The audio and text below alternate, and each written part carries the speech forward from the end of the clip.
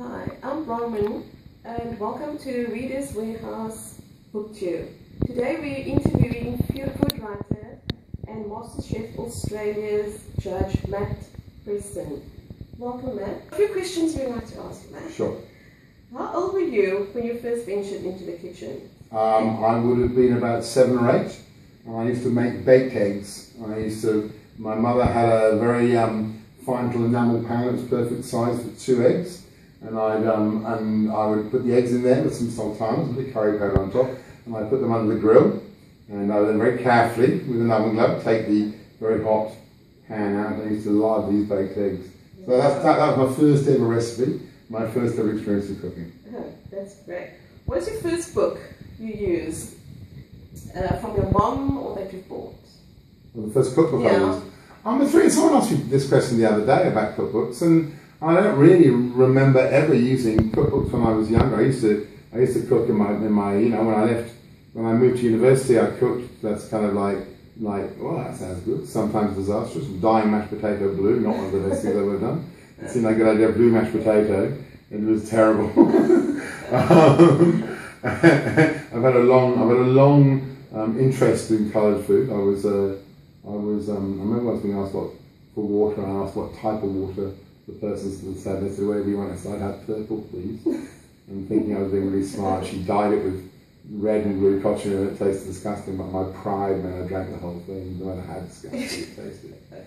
So the first sort of cookbooks I remember using, I'm becoming aware of, were probably later on. They were things like, Delia Smith would have been probably the first cookbook that I would have used, that seminal time that she wrote. And then I lived in Fulham. I was born and brought up in Fulham, and then the River Cafe was the next book that I became obsessed with. River Cafe Blue, which is still one of the kind of 10 cookbooks above the fridge. And for me, that's the podium finish for any cookbook, is to be above the fridge. Be the book that gets dirty, be the book that has, is referred to regularly, with the spines all creased, the pages are all stained.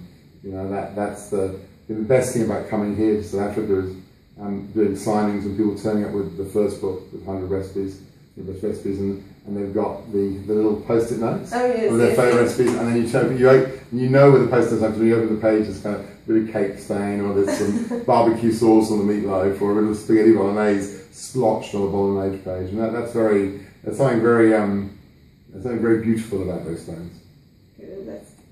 Do you have a favourite South African chef or favourite South African cookbook? I'm excited to go to the Test Kitchen. I'm here in Cape Town. Luke's got an amazing reputation.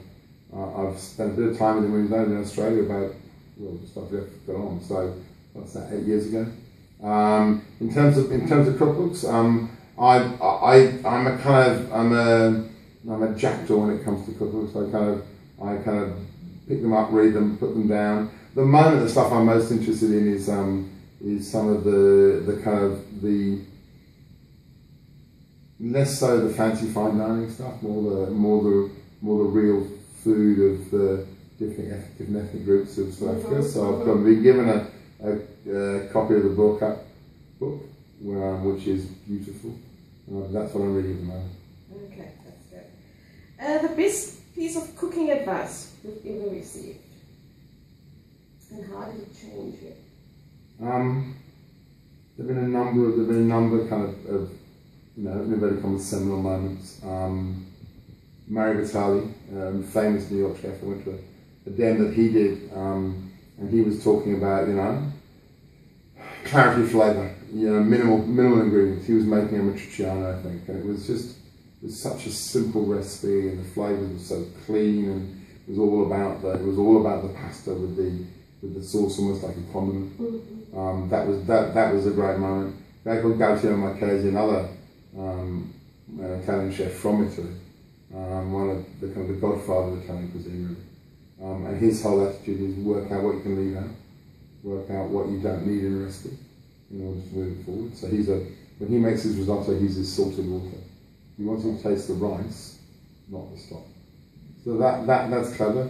I pick up loads of tips. I'm lucky enough to work with people like Michael Pierre White, and a couple of recipes that Michael insists I had to have in my new book. and they're brilliant. You know, he's one of the great chefs. He's one of the great chefs in the world, and he's given me a couple of recipes that fit perfectly with the ethos of the book, which is simple, minimal ingredients. Anyone can do it, but they're delicious, fresh. A carrot sauce is basically carrot, white pork, butter, and you just make it this lovely sort of bright orange sauce that goes beautifully with prawns, beautifully with scallops. That's in the book.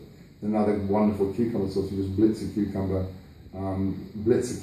strain it, and then warm the sauce with some fresh ginger juice and a little bit of butter for texture, and serve that on steamed white fish. Unbelievable. It's so simple, and I think that's what's great about it. That's what's so weird when the name of the new book's Cookbook, and I'm a cook, and here's Michael Peel, one of the great chefs of the last 50 years, and his food is far more elegant than mine, but beautifully simple. And it's all about that thing of taking good ingredients, not messing them up, not fiddling with them, not making pictures on the plate, not using 100,000 rand bits of kitchen equipment, just using standard stuff, a knife, a wooden spoon, a saucepan, and make great food. It's not hard. Yeah.